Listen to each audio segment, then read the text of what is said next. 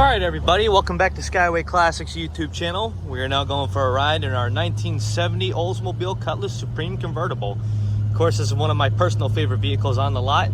Not just saying that because I'm a fan of all GM cars, but in fact, just the way the 1970 Cutlass Supreme's design is just so amazing. Anyway, going to the one we have here featuring a full-on white exterior. As you do see, she does have the appropriate style rallies on it, and of course, most of the Oldsmobiles of that time had the matching color of the wheels to the actual car.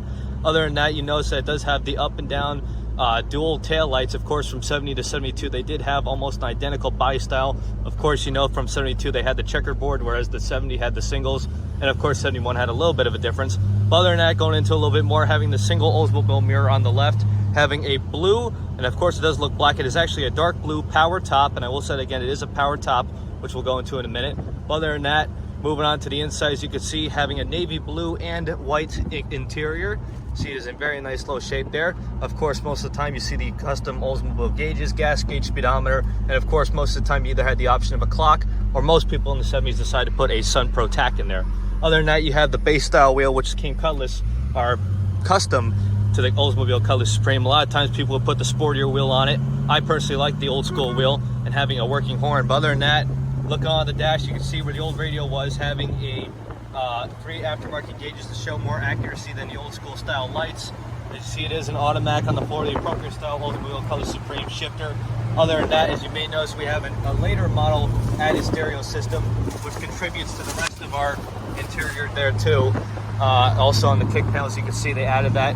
Other than that, a few little functions added besides the nice vinyl bucket seats. You can see they have covered them in very good shape too, same with the back, to make sure that the interior was preserved in the proper manner.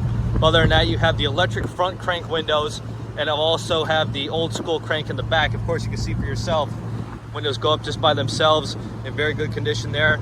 Other than that, we're cruising right now at 45 miles an hour, leading us to the engine bay, featuring a 350. Of course, you know, a lot of times they're called the 350 rocket style motor. As you can see, the one we have underneath the hood featuring the appropriate Oldsmobile Gold, having Edelbrock air cleaner, stock manifolds. Of course, you have the power steering, power brakes. You even have aftermarket vintage AC added to the vehicle, which is nice because you still have your old school vents there. Nothing aftermarket was really added.